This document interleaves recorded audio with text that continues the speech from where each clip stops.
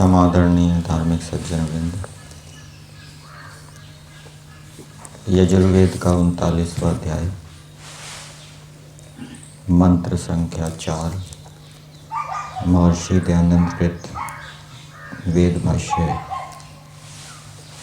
के ऊपर हम विचार कर रहे हैं।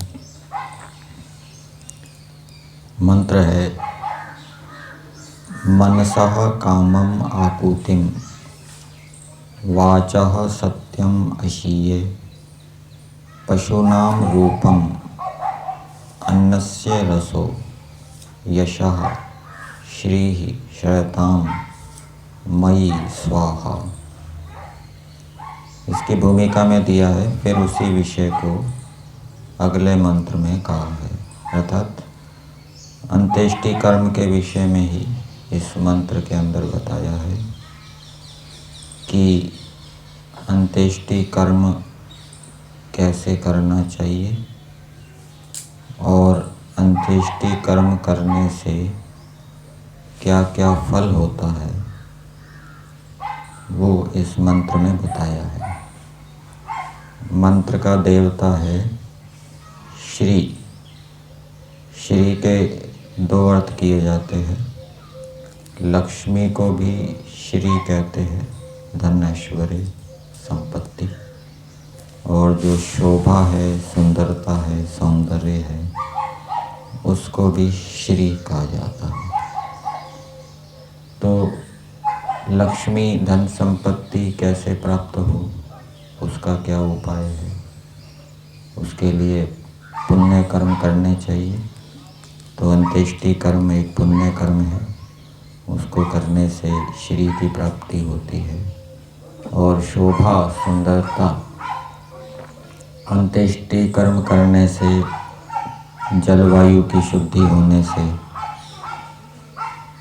औषधियाँ भी शुद्ध होती है, और शुद्ध औषधियों का सेवन करने से सभी प्राणी स्वस्थ होते हैं, और प्राणियों के स्वस्थ होने से उनका चेहरा भी कैसा होता है, शोभा से युक्त होता है, सुंदर होता है। यदि प्राणी रोगी हैं तो उनका चेहरा भी मलिन होगा, कुरूप होगा, सौंदर्य से, सुंदरता से युक्त नहीं होगा। तो इस मंत्र के भावार्थ को देखेंगे। इस मंत्र में वाचक् लुप्तोपमा अलंकार है। एक विद्वान कह रहा है, सामान्य मनुष्यों को कह रहा है, अपनी उपमा दे रहा है कि जैसे मैं अंत्येष्टि कर्म करता हूँ, उत्साह से करता हूँ, विज्ञान पूर्वक, विधि पूर्वक करता हूँ, मंत्रों का उच्चारण करते हुए करता हूँ, और मेरे को अंत्येष्टि कर्म करने से ये लाभ हुआ, वैसे ही मनुष्यों तुम भी अंत्येष्टि कर्म करो और उस लाभ को प्राप्त करो। तो इस मंत्र में वाचक् लुप्तोपमा अलंकार है। जो मनुष्य सुंदर विज्ञान, उत्साह और सत्य वचनों से मरे शरीरों को विधि पूर्वक जलाते हैं। तो मुर्दे को, लाश को जलाना चाहिए। और कैसे जलाना चाहिए? उसको जलाने में उत्साह हो, और वेद मंत्रों को बोलते हुए, फिर स्वाहा का उच्चारण करते हुए, घी सामग्री की आहुति देते हुए उसको जलाना चाहिए, और सुंदर विज्ञान से उसको जलाना चाहिए। वेदी बनानी चाहिए। वेदी का आकार प्रकार कैसा हो, उस व्यक्ति के आकार प्रकार को देखकर वेदी का निर्माण करना चाहिए, और उस व्यक्ति के भार को देखकर कितना घी डालना है वो भी निश्चय करना चाहिए। और भी जो विधियां हैं जिससे कि वो मुर्दा अच्छी प्रकार से जल जाए, कच्चा ना रह जाए, वो सब करना चाहिए। तो जो इस प्रकार से करते हैं वे पशु, प्रजा, धन धान्य आदि को पुरुषार्थ से पाते हैं। तो जो इस प्रकार से अंत्येष्टि कर्म करते हैं तो वो यदि उत्तम पशु, उत्तम प्रजा और धन धान्य आदि के लिए पुरुषार्थ कर रहे हैं तो उनका जो पुरुषार्थ है वो सफल हो जाएगा, सिद्ध हो जाएगा, वो चीज़ें उनको प्राप्त हो जाएगी। और जो अंत्येष्टि कर्म नहीं करते और अंत्येष्टि कर्म ना करके महापापी होते हैं, वो यदि उत्तम पशु, उत्तम प्रजा और धन धान्य आदि के लिए यदि पुरुषार्थ भी करेंगे तो उनको सफलता की प्राप्ति नहीं होगी, सिद्धि की प्राप्ति नहीं होगी। अब इस मंत्र के पदों को पदार्थ के माध्यम से देखते हैं। हे मनुष्यों, एक विद्वान मनुष्यों को संबोधित करते हुए कह रहा है, जैसे मैं स्वाहा सत्य क्रिया से, स्वाहा का अर्थ होता है सत्य क्रिया, हवन करना, अग्निहोत्र करना सत्य क्रिया है, अंत्येष्टि कर्म करना विधि पूर्वक वेदी आदि बनाकर, ये एक सत्य क्रिया है, उत्तम क्रिया है, क्योंकि इससे जगत का उपकार होता है। जैसे मैं सत्य क्रिया से ऐसे आगे पीछे कहे प्रकार से मरे हुए शरीरों को जला के मनसा अंतःकरण और वाणी के सत्यम विद्यमानों में उत्तम कामम इच्छा पूर्ति आकुतिम उत्साह पशुनाम गौ आदि के रूपम सुंदर स्वरूप को अशीये प्राप्त हों।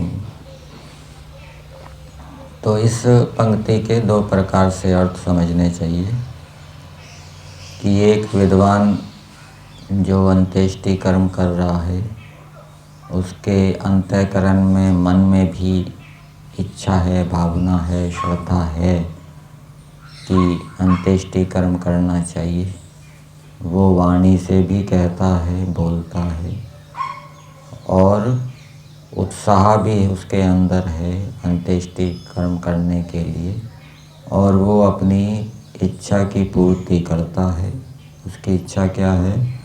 मैं मुर्दों को विधि पूर्वक होम करूं, जलाऊं।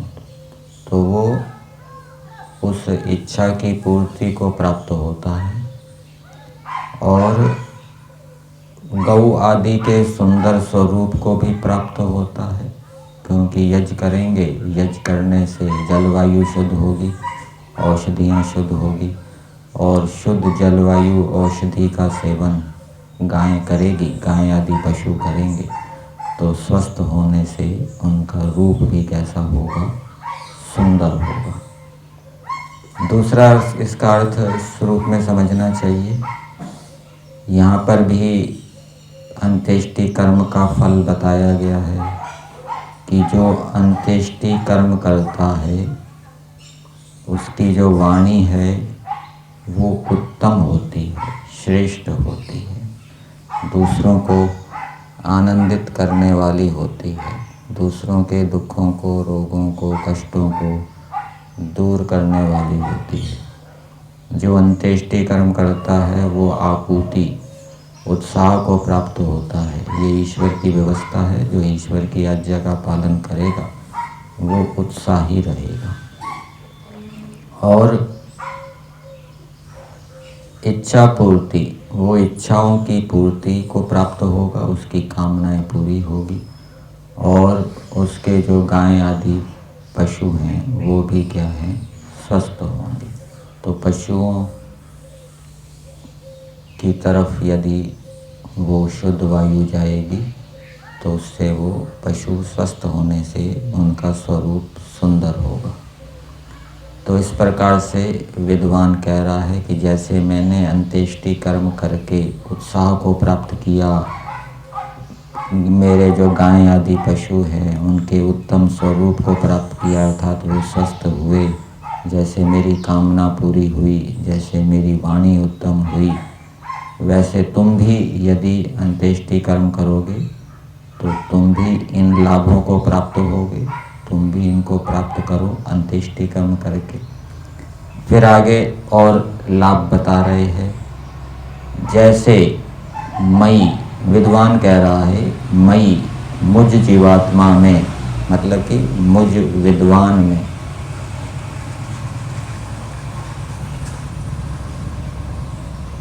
अन्नस्य, खाने योग्य अन्न आदि के, रसः मधुर आदि रस, यशः कीर्ति, श्री शोभा व ऐश्वर्य, दोनों अर्थ किए, श्रेताम आश्रय करें, वैसे ही तुम इसको प्राप्त हो और ये तुम में आश्रय करें।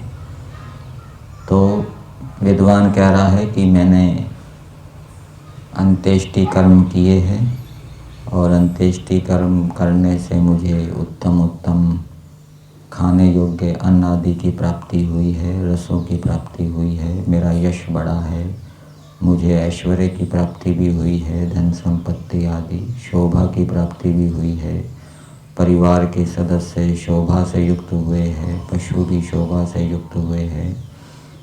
वैसे तुम भी अंत्येष्टि कर्म करोगे तो तुमको भी ये प्राप्त होंगे और प्राप्त होकर तुम्हारा आश्रय करें, अर्थात वो स्थिरता से तुम्हारे अंदर बने रहें। तो ये इस मंत्र के अंदर परमेश्वर अंत्येष्टि कर्म कैसे करना चाहिए, उत्साहपूर्वक करना चाहिए, मन में भी श्रद्धा हो और वेद मंत्रों का उच्चारण करते हुए अंत्येष्टि कर्म करना चाहिए, ये उपदेश दे रहे हैं। और इस मंत्र के माध्यम से परमेश्वर अंत्येष्टि कर्म करने की प्रेरणा दे रहे हैं, उसके फलों को बताते हुए कि हे मनुष्यों, यदि तुम अंत्येष्टि कर्म करोगे तो तुम्हारी इच्छाएं पूरी होगी, तुम उत्साह से युक्त होगे, तुम्हारी जो वाणी है वो उत्तम होगी, श्रेष्ठ होगी, तुम्हारे जो पशु हैं वो स्वस्थ होंगे, निरोग होंगे, परिवार के सदस्य भी स्वस्थ निरोग होंगे, तुम्हारा यश बढ़ेगा, उत्तम उत्तम खाने योग्य पदार्थों की प्राप्ति होगी और ऐश्वर्य की प्राप्ति भी